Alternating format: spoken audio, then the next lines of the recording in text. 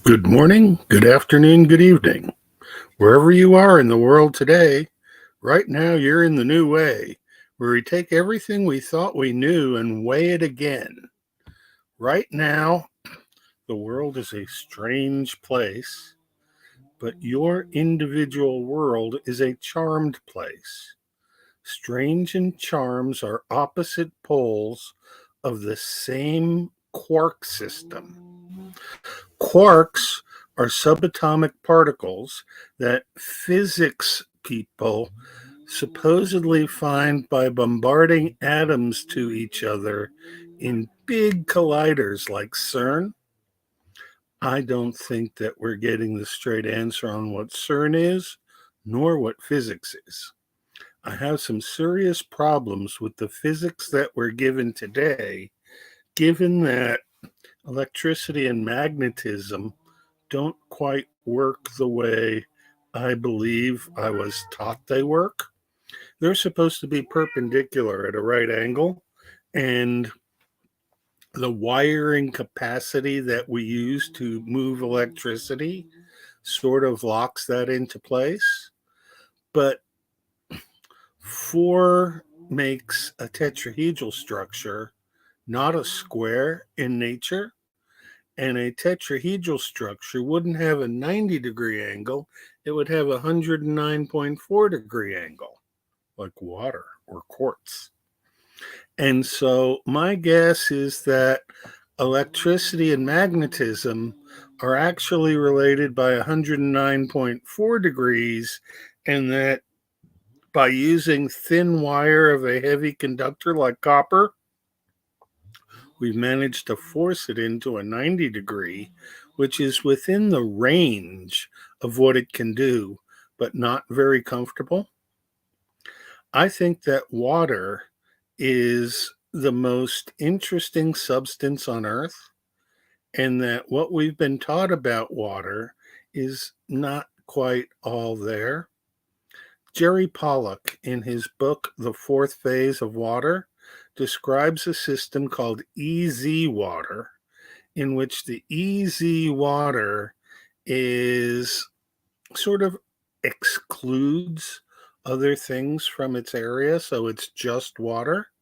And so the water takes on a tetrahedral configuration and communicates through massive vibration with each of the individual atoms of water. And these pockets of easy water in biological systems can be 10 to the sixth, 100,000 atoms or more. And so you've got water with 3 atoms, and you've got packed water where every oxygen is surrounded by 4 hydrogens, and every hydrogen is attached to 2 oxygens. So they bridge, and this whole system is an intricate way of moving information. Water has memory. The Memory of Water was written by Marcel Schiff in 1993.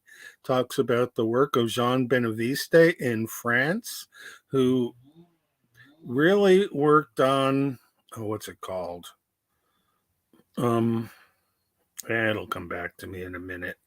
When you have a very, very dilute solution, homeopathy, when you have a very, very dilute solution, but it carries the character of what was put in solution as the substrate, what I found is that that substrate creates a memory in the water molecules that surround it. And when that water molecule is then released, it goes back to its natural configuration. If it's bound in ocean water or something that is highly salted, it's going to have a different configuration than if it gets into the easy water of biological systems. But water can go to either extreme, and remember where it's trapped in. The water in your body is functional water, and so it's located in proteins, enzymes, lipids, carbohydrates to keep everything together and flowing. And that means that the water is configured at an off angle from either the 109.4 of a tetrahedral or the 90 degree of a square.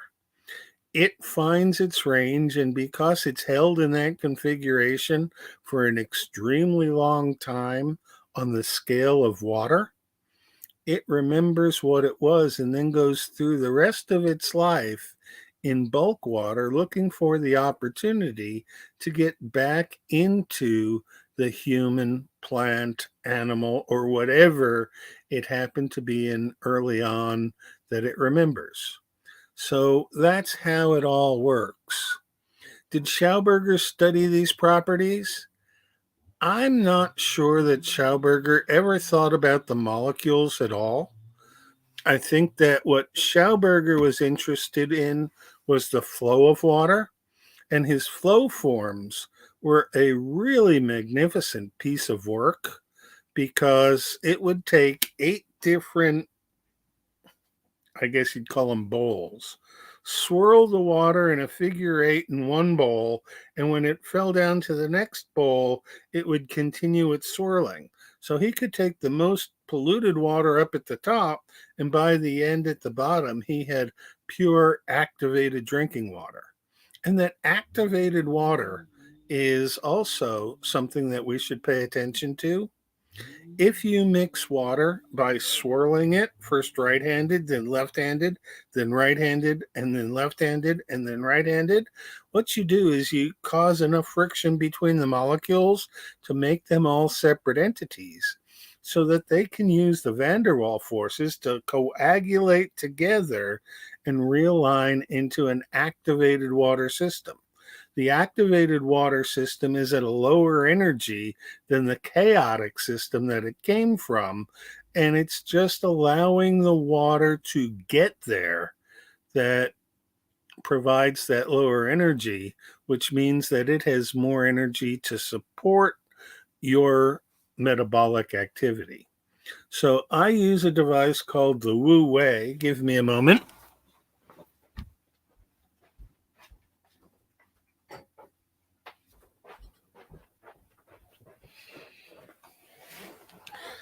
This is my Wu Wei, and it is a device for essentially aligning water.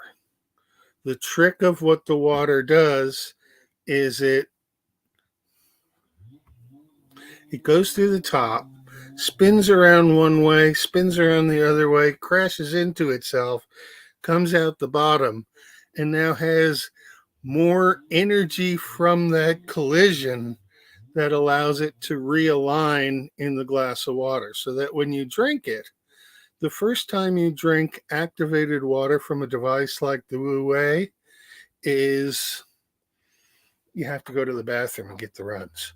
But what I think is happening is it's taking the active water and making it into structured water, and the structured water replaces the water that is used and not working very well within your structure and allows you to piss out the old water and replace it with new fresh water that's active and makes your body feel better.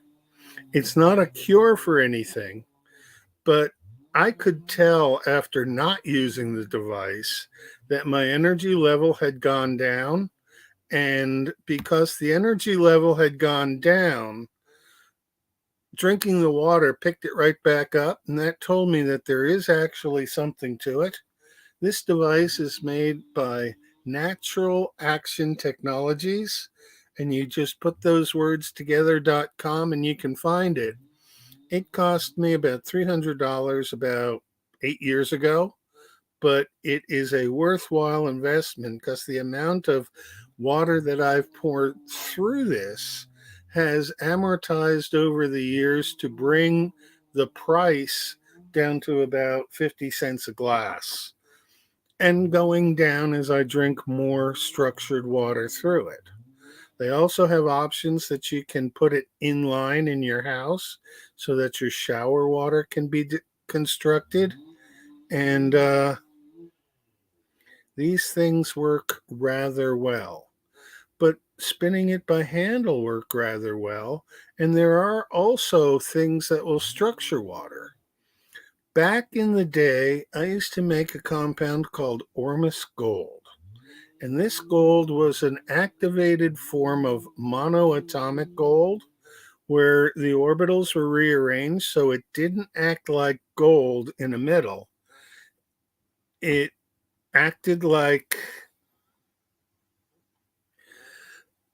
very good, Team Heat.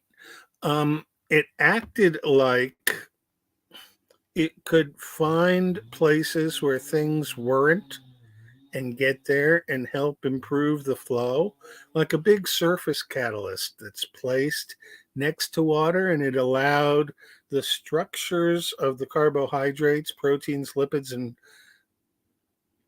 other things to expand in such a way that the water could get in and replace water that was worn out but not easily reconstructed. And the whole idea of playing with water, hi friend, the whole idea of playing with water is that that's what is involved in life.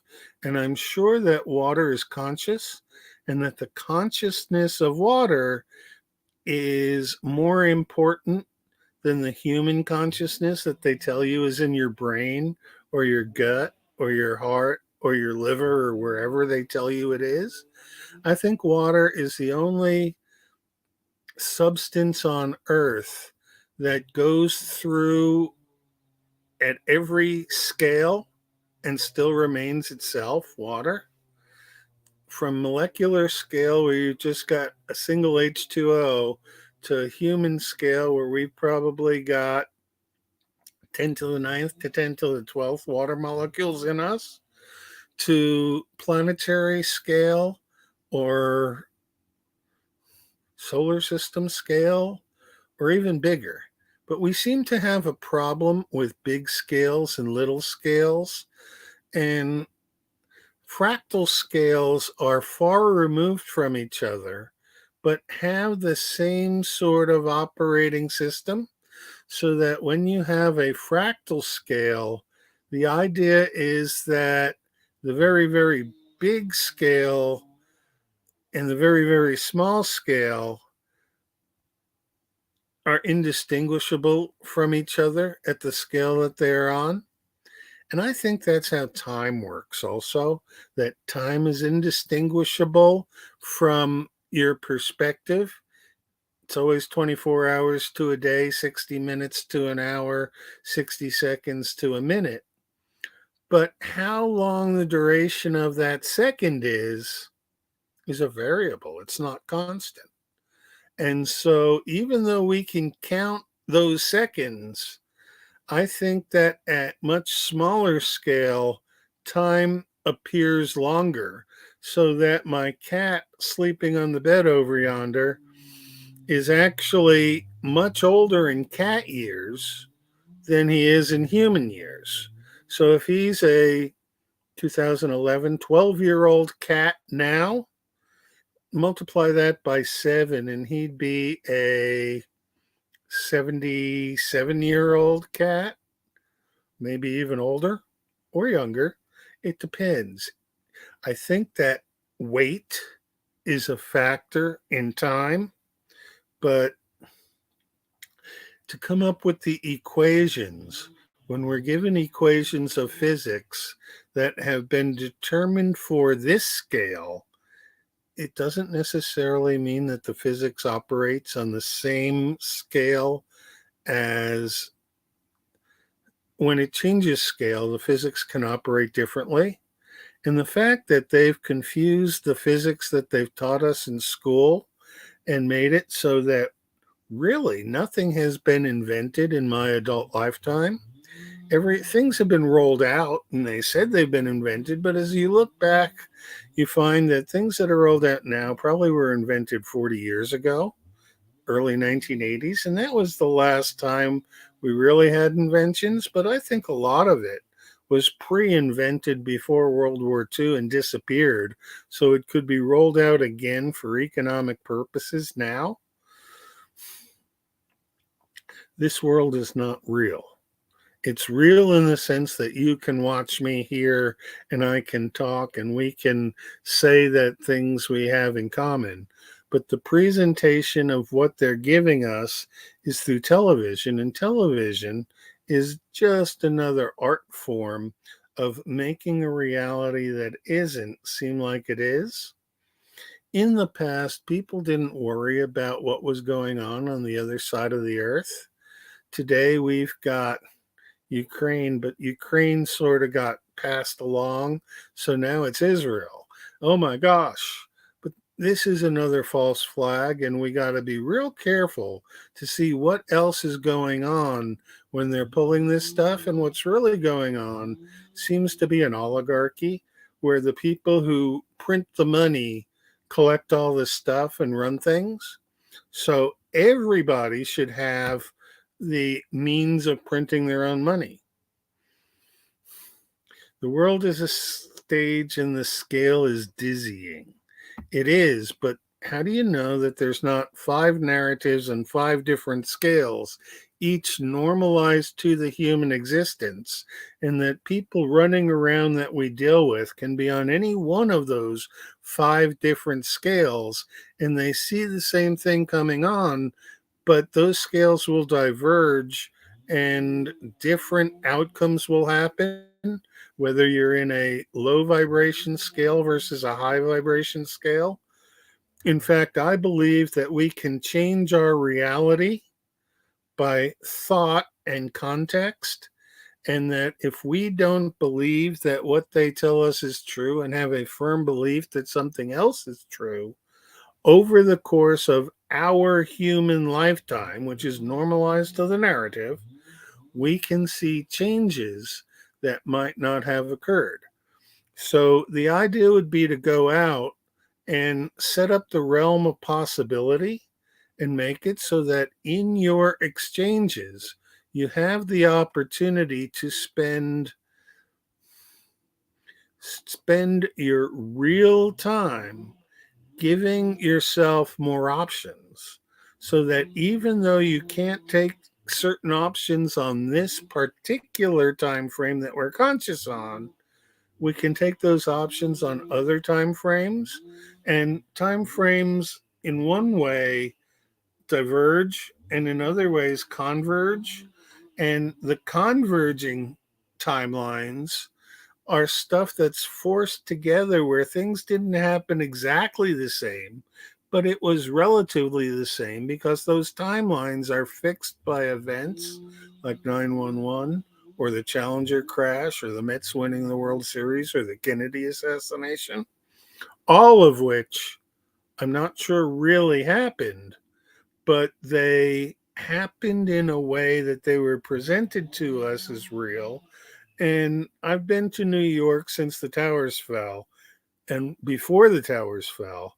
And yes, there are no towers there. So the fact that the towers have fallen is a real event, but it could be a false flag that has nothing to do with the passports that they found at the base of the towers, which somehow survived the massive inferno caused by aluminum planes hitting steel girders and having free fall collapse of a building. You can see where I'm going with this. Nothing is real, so there's nothing to get hung about, and there's strawberry fields forever. Well, this was just going to be a short one because I haven't been on for a while.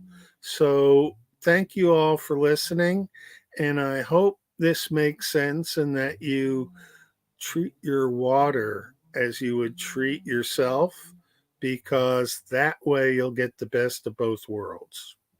This is Doc Time. Thank you for listening, and we'll catch you again soon.